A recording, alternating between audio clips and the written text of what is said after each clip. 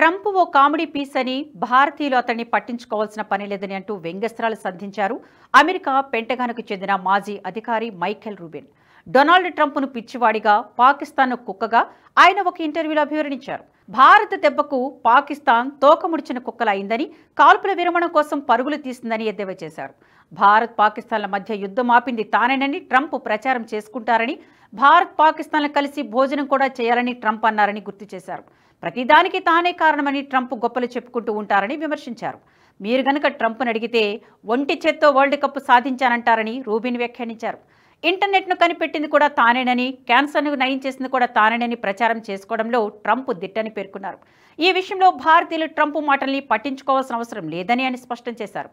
ఇక యుద్ధంలో పాకిస్తాన్ దారుణంగా దెబ్బతిందని, భారత్ దౌత్యపరంగా, సైనికంగా విజయాన్ని సాధించిందని ప్రశంసించారు.